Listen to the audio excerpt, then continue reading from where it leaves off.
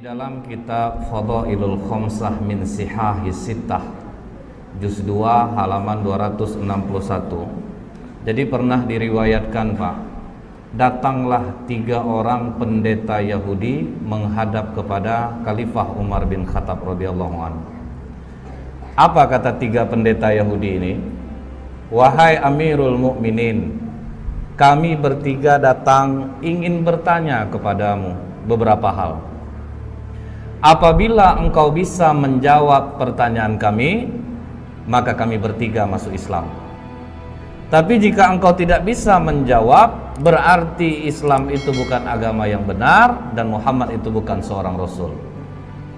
Jadi jaminannya, Pak, kalau Umar bisa jawab, mereka masuk Islam. Tapi kalau tidak, jangan lagi katakan Islam itu agama yang benar, Muhammad itu seorang Rasul. Maka kata Umar bin Khattab, baik, silahkan Pak Pendeta, apa yang ingin kalian tanyakan? Maka kata salah satu di antara 3 pendeta ini, pertanyaan kami yang pertama, kapan pintu langit itu terkunci? Ini pertanyaan jebakan namanya nih, Pak. Jadi dalam berdebat, kalau ahli kitab ini dia menggunakan pertanyaan yang rasanya sulit untuk dijawab, karena itu butuh nalar yang dalam, Pak. Kemudian yang kedua, Umar, kapan pula masanya pintu langit itu terbuka? Kemudian yang ketiga, coba engkau sebutkan kuburan yang bisa berjalan bersama penghuninya. Kubur tapi bisa jalan, Pak. Muhammad itu seorang Rasul dan Islam itu agama yang benar. Maka kata Ali, silahkan Pak Pendeta, coba diulangi lagi pertanyaannya. Maka kata pendeta ini, yang pertama Ali, kapan langit itu pintunya terkunci atau langit itu digembok oleh Allah, itu kapan? Maka kata Ali, asyirku billah, syirik kepada Allah. Jika kalian mempersekutukan Allah, seluruh amalan tidak naik ke langit. Itulah makna langit terkunci. Kemudian Ali, kapan pintu langit itu dibuka oleh Allah? Di saat engkau mengucapkan la ilaha illallah. Ketika engkau tidak menyekutukan Allah, engkau mengakui Allah itu satu, pintu langit akan terbuka. Kemudian Ali, coba engkau sebutkan kubur yang bisa berjalan bersama penghuninya. Maka kata Ali, yang kalian tanyakan ini adalah Yunus bin Matta, Nabi Yunus alaihissalam. Ketika Nabi Yunus berdakwah di kaumnya, nama kaum Nabi Yunus ini, Pak, Nineveh, Pak, didakwahi tauhid, rajanya mencemooh, kemudian masyarakatnya mencemooh, tidak ada yang mau nerima dakwah Nabi Yunus. Maka Nabi Yunus memohon kepada Allah, Allah kasih waktu 40 hari akan diturunkan azab.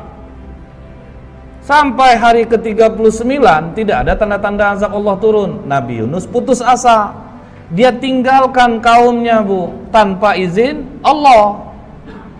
Dia tinggalkan kaumnya, dia berangkat, baru langit menghitam. Jadi Nabi Yunus tidak tahu bahwa Allah akan menurunkan azab. Begitu raja dan masyarakat melihat bahwa azab Allah akan turun, waduh, ini benar Yunus ini. Maka semua kaum Nineveh bertobat, cuman nabinya udah pergi. Naik ke atas kapal, gelombang tinggi, ketakutan nakodanya, maka diundilah nama Nabi Yunus keluar berkali-kali. Maka dicampakkanlah Nabi Yunus ke dalam laut, dimakan oleh ikan, terkubur dalam perut ikan, dibawa jalan ke 7 samudra selama 40 hari. Itulah kubur yang berjalan bersama penghuninya. Karena Allah katakan dalam surah As-Saffat 143, falaula annahu kana minal musabbihin, maka sekiranya Nabi Yunus tidak termasuk orang yang banyak berzikir, bertasbih kepada Allah, jadi dalam perut ikan itu, Pak, menyesal Nabi Yunus. Dia zikir la ilaha illa anta subhanaka inni kuntu minaz zalimin. Mual perut ikan itu dibuatnya, Pak. Karena kata Allah, la labitha fi batnihi ila yaumi yub'atsun, niscaya dia akan tetap tinggal di perut ikan itu sampai hari kiamat. Jadi kalau sempatlah Nabi Yunus tidak banyak mohon ampun kepada Allah, ikan itu akan tetap mengubur Nabi Yunus di dalam perutnya. Terkaget pendeta ini, waduh ini cerdas satu ini nih. Dapat dia menjawab pertanyaan pendeta. Jadi kubur yang jalan bersama penghuninya, Nabi Yunus berada dalam perut ikan dan dibawa 40 hari ke 7 samudra baru dimuntahkan. Baik Ali, kau benar.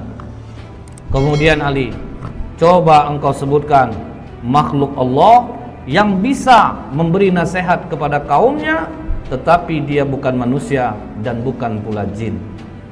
Maka kata Ali, ketika Nabi Sulaiman dan bala tentaranya sampai di lembah semut, hatta idza atau ala wadin namli qalat namlatu ya ayyuhan nablu dkhulu masakinakum. Jadi ada seekor semut, Pak, dia komandoi kawan-kawannya, wahai para semut, masuklah kalian ke dalam sarang-sarang kalian, karena la yahtimannakum Sulaimanu wa junuduh, nanti kalian akan terinjak oleh Sulaiman dan bala tentaranya. Nah, inilah makhluk Allah yang bisa memberi nasihat kepada kaumnya tetapi dia bukan manusia dan bukan pula jin. Wah, terjawab lagi. Oke Ali, coba engkau sebutkan 5 makhluk Allah yang berjalan di muka bumi tapi tidak dilahirkan oleh induknya. Maka kata Ali, Adam alaihissalam, Siti Hawa, onta Nabi Soleh itu keluar dari batu, Pak, tidak dilahirkan oleh induknya. Kemudian tongkat Nabi Musa yang berubah menjadi ular, ular itu juga tidak dilahirkan oleh induknya. Kemudian kambing pengganti leher Nabi Ismail, itu pun tidak dilahirkan oleh induknya. Akhirnya 2 di antara 3 pendeta ini langsung menyatakan asyhadu alla ilaha illallah wa asyhadu anna Muhammadar Rasulullah. Oh tunggu, kata satu pendeta lagi, 2 kawanku mungkin sudah terpengaruh oleh jawabanmu Ali, tapi masih ada satu lagi yang belum terjawab. Coba engkau ceritakan kisah pemuda yang bersembunyi dalam gua untuk mempertahankan imannya. Baik, akan aku terangkan seperti apa yang ada dalam Al-Quran, kata Ali. Kalau dari Al-Quran kami sudah dengar Ali, kami ingin engkau detail menerangkannya seperti apa yang disampaikan Rasulullah kepadamu. Maka kata Ali, kalau begitu benarkan duduk kalian. Malah ditantang, Pak. Jadi dia ingin mengungkap Ali itu ceritanya itu yang detail. Maka kata Ali, silahkan, dari mana kalian ingin menanyakan? Baik Ali, di mana peristiwa itu terjadi? Maka kata Ali, di kota Apesus atau Tarses, Pak, antara Turki, Yordan. Kemudian silahkan lanjutkan Ali. Jadi dulunya, kata Ali, kota Apesus ini dikuasai oleh raja yang sangat baik. Ketika raja ini meninggal, Raja Dikianius yang menguasai Roma mendengar bahwa Raja Apesus ini meninggal, maka mereka pun menyerang kota Apesus dan mereka kuasai. Kemudian kata Ali, Dikianius membangun istana besar. Tunggu dulu Ali, kata pendeta ini. Berapa panjang dan lebar istana yang dibangun oleh Dikianius? Maka kata Ali, panjang 1 farsah, lebar 1 farsah. 1 farsah itu sekitar 8 km. Baik Ali, teruskan. Kemudian Dikianius ini memiliki menteri-menteri, dan Dikianius meletakkan 50 menteri di sebelah kanan, 50 menteri di sebelah kiri. Dan Dikianius mempunyai 6 penasehat, pemuda-pemuda cerdas di belakangnya, 3 di kanan, 3 di kiri. Oke Ali, siapa nama ke-6 pemuda itu? Maka dijawab oleh Tamlika, Miksalmina, Mikasdimina, Martelius, Kalitius, Sidamius. Jadi inilah 6 pemuda yang menjadi cikal bakal Ashabul Kahfi. Tapi waktu itu masih 6. Nah, ini Pak, waktu itu hanya masih 6. Ini pemuda-pemuda cerdas andalan Dikianius. Jadi kalau 50 menteri sudah rapat, tetap nanti keputusan akhir kepada 6 pemuda ini. Nah, kemudian Pak, ditanya oleh pendeta ini, seluas itu istana yang dibangun oleh Dickianius Ali, bagaimana dia cara mengharumkan istananya? Maka kata Ali, setiap pagi ada yang membawa parfum di dalam ember besar. Kemudian ada satu yang membawa seekor burung. Ketika burung ini diberi isyarat, maka burung ini mencemplungkan kedua sayapnya dan mengibaskannya ke seluruh ruangan istana. Canggih orang dulu rupanya, Pak. Setelah itu, kata Ali, ketika Dickianius 30 tahun berkuasa, tidak pernah sakit, disitulah dia bertanya kepada para menterinya, kalian pernah enggak nengok aku sakit, demam, beringus, lemah, letih? Tidak pernah, Raja. Biasanya kalau yang enggak sakit-sakit ini siapa? Tuhan, Raja. Bersediakah kalian menyembahku? Bersedia, Raja. Pokoknya siapa yang mau menyembahku, aku berikan kehidupan yang baik. Pakaian dari sutra, kemewahan, kekayaan akan aku berikan. Begitu dikasih kekayaan, uang, fasilitas, masyarakat rela menyembah Dickianius. Mereka semua menyembah Dickianius. Tapi Pak, 6 pemuda yang di belakang Dickianius akhirnya rapat di rumah Tamlika. Dickianius mengaku dirinya Tuhan. Disuruhnya orang menyembah, orang pun menyembahnya. Sementara kalau dia Tuhan, kenapa harus kita yang memutuskan setiap permasalahan? Jadi menurutmu bagaimana Tamlika? Dia bukan Tuhan. Justru kita harus berpikir, langit tanpa tiang kok bisa tegak? Pasti ada yang menciptakannya. Hujan turun, bintang bercahaya. Dickianius saja dia masih merasa takut, dia juga tidur, dia juga lapar. Masa Tuhan punya kekurangan seperti itu? Jadi apa keputusanmu Tamlika? Kalian rela enggak tinggalkan kekayaan, jabatan, fasilitas ini? Kita lari dari sini. Kalau kita melawan tidak mungkin bisa. Kita lari dari sini untuk mencari Tuhannya langit dan bumi ini. Apakah kalian rela untuk miskin bersamaku? Kalian tinggalkan jabatan, kesenangan kalian, fasilitas ini? Kami rela Tamlika. Itu makanya dikatakan, siapa yang menghafal 10 ayat awal suratul Kahfi, maka dia akan terbebas dari godaan Dajjal. Karena apa Pak? Ini mengingatkan kita, waduh, ini pemuda-pemuda kaya, cerdas, rela kehilangan harta, jabatan untuk tauhid. Berani mereka tinggalkan. Akhirnya mereka pun pergi berenam, diam-diam, dan semua harta ditinggalkan. Mereka sempat menjual kurma, Pak. Kurma itu dijual sebanyak 3 dirham. Uang 3 dirham ini dibawalah lari. Cukup jauh mereka berjalan, sampailah mereka berjumpa dengan seorang pengembala yang memiliki seekor anjing. Maka kata pendeta ini, siapa nama anjing itu? Maka dijawab Ali, namanya Kitmir. Kemudian apa kata pengembala ini? Tuan-tuan, dari wajah tuan-tuan, aku yakin tuan-tuan ini bukan orang miskin, pasti dari bangsawan. Jadi karena apa? Orang-orang senang ini kelihatan dia dari wajahnya.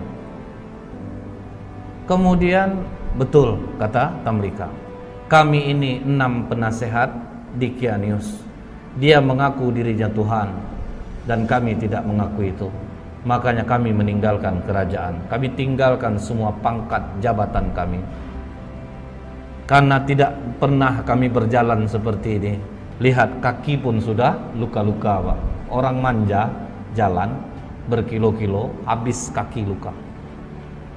Apa kata pengembala ini? Tenang tuan-tuan, Aku mengetahui tempat persembunyian yang baik. Izinkan aku beserta kalian. Makanya jadi 7 dengan pengembala ini. Dikembalikannya lah gembalaan dia kepada tuannya, maka dia dan anjingnya ikutlah pemuda-pemuda kepercayaan raja tadi. Kemana mereka dibawa Ali? Dijawab oleh Ali, ke Bukit Naglus yang di bawahnya ada gua yang namanya Khemar. Maka begitu mereka mau masuk gua tersebut, sempat mereka mandi di mulut gua. Jadi mulut gua itu ada air terjunnya, Pak.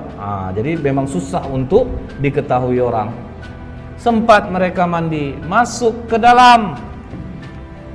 Duduk, golek sana, golek sini, golek sana, sampai terang hari. Hari sudah pagi. Kita lapar.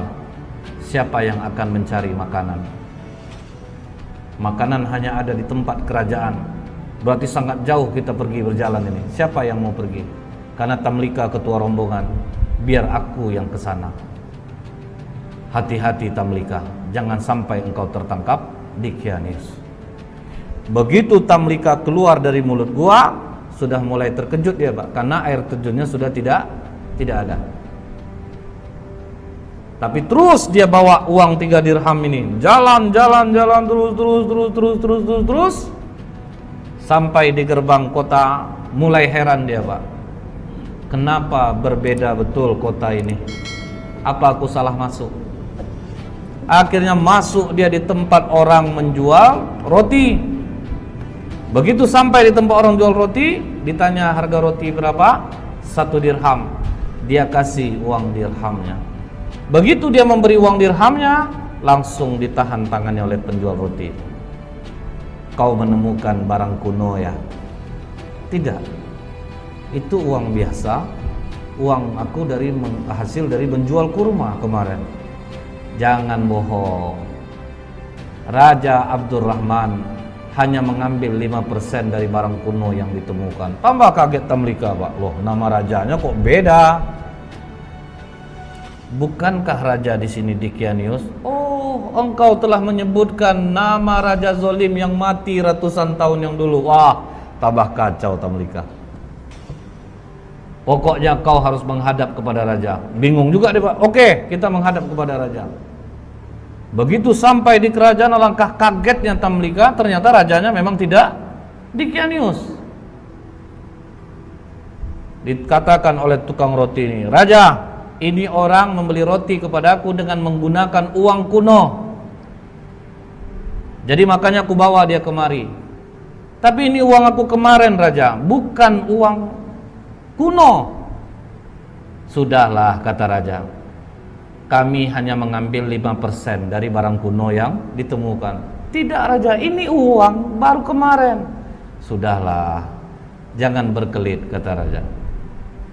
Aku tinggal di sini, Raja. Disebutkannya lah nama-nama orang yang dia kenal, Pak. Apa kata raja?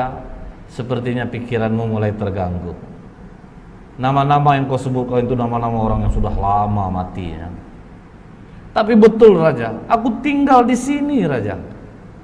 Aku masih ingat di mana rumahku. Maka kata raja, iringi dia. Kemana dia menunjukkan rumah, pergi kalian ke sana. Diiringilah oleh para tentara. Sampai di rumah yang dia tunjuk, diucapkan, dipanggil keluar orang tua yang sudah sangat tua renta. Mengapa kalian datang kemari? Katanya kepada tentara raja ini. Ini, Pak, pemuda ini mengaku dia tinggalnya di sini. Siapa kau, anak muda? Dijawab oleh Tamlika, aku Tamlika putra Filistin. Langsung sujud kakek ini datuk moyangku. Inilah yang diceritakan oleh Isa alaihissalam. Pemuda-pemuda ini akan bangkit. Mereka mendiami gua. Makanya di kitab Injil ada ayat tentang Ashabul Kahfi, 7 sleeper. Jadi ada, Pak. Maka hebohlah kota Efesus. Bangkit raja mengingat apa yang pernah disampaikan oleh Isa alaihissalam. Jadi rupanya sudah datang pula utusan Nabi, sudah berlalu pula masanya. Maka kata raja ini, bawa Tamlika, digendong di atas kuda, dihormati sampai di bawah bukit Naglus. Apa kata Tamlika? Jangan ada yang naik ke atas, karena nanti sahabat-sahabatku mengatakan Dikianiuslah yang mengejar dia. Jadi tunggu kalian di bawah, biar aku yang naik ke atas. Maka Tamlika naik ke atas, sampai dalam gua, bawa juga lah roti tadi. Silahkan makanlah kalian dulu. Apakah aman perjalananmu Tamlika? Bukan aman lagi, malah aku bingung dan terkejut. Tahukah kalian sudah berapa lama kita di sini? Nah, makanya ada dialog itu Pak dalam surat Al-Kahfi. Fadarabna ala adhanihim fil kahfi sinina adada. Maka kami tutup telinga mereka dalam gua itu selama beberapa tahun. Kemudian kami bangunkan mereka agar kami mengetahui manakah di antara kedua golongan itu yang lebih tepat dalam menghitung dan berapa lamanya mereka tinggal di dalam. Jadi mereka mengatakan ada yang setengah hari, ada yang 1 hari. Maka kata Tamlika, tidak. Kita berdiam di sini sudah lebih daripada 309 tahun. Mendengar itu, benarkah Tamlika? Iya, raja sudah berganti. Seorang nabi sudah diutus dan sudah berlalu. Mereka sekarang menunggu kita di bawah. Mari kita turun. Maka apa kata 5 orang kawannya lagi? Tamlika, Miksalmina, Mikaslimina, Martelius, Kalitius, Sidamius. Jangan Tamlika. Kita sudah melihat kebesaran Allah melindungi kita selama 300 tahun, seolah-olah kita baru saja semalam. Kita sudah diselamatkan Allah, kita bangun dan akhirnya kita tahu tentang keajaiban Allah. Kita mohonkan kepada Allah untuk menutup pintu gua ini dari pandangan manusia, dan kita mohon kepada Allah untuk mengambil kita. Karena apabila kita turun Tamlika, mereka nanti akan mengkultuskan kita. Mereka akan mendewakan kita. Karena itu sifat manusia, Pak. Karena kan sempat bertengkar dua kubu. Kami berhak di sini, kami berhak di sini. Makanya mereka minta, sudah, kita jangan ada yang turun. Akhirnya pintu gua itu ditutup dari pandangan manusia. Mereka pun tidak ada jelas riwayat mereka diambil Allah atau ada kuburannya pun tidak ada. Karena mereka minta kepada Allah, ambil kami, tutup gua ini dari penglihatan manusia. Seminggu raja berkeliling mencari, Pak. Tidak ditemukan gua itu pada awalnya. Kalau sekarang sudah. Setelah Ali menceritakan ini semua kepada pendeta ini, maka pendeta itu mengatakan, engkau benar Ali. Engkau telah menceritakan dengan detail apa yang ada di dalam kitab kami, dan memang benarlah apa yang disampaikan Muhammad kepadamu. Maka pendeta yang terakhir ini pun masuk Islam jadinya, Pak, mengucapkan syahadat asyhadu alla ilaha illallah wa asyhadu anna Muhammadar Rasulullah. Jadi inilah dahsyatnya ketika kita memiliki ilmu, kita tidak gampang dibodohi. Ketika kita memiliki ilmu, makin tinggi ilmu, Pak, berdebatnya mesti makin pelan. Tapi yang membuat orang besar-besar suara itu apa? Karena nggak bisa dia mencari dasarnya, sehingga dia harus berkeras-keras. Tapi lihat sikap Ali, dia dengan lembut, dia terangkan satu persatu, dia dakwahi dengan kecerdasannya, sehingga ketiga pendeta ini pun luluh dengan dialog ilmiahnya dengan Ali bin Abi Thalib. Jadi memang kita ini diciptakan Allah lain-lain bidang, lain-lain keahlian. Tidak bisa orang ini menjadi orang yang lain. Semua kita sudah diberikan kelebihan oleh Allah. Itulah salah satu pelajaran dari Umar, dari Salman, dari Ali bin Abi Thalib radhiyallahu anhu.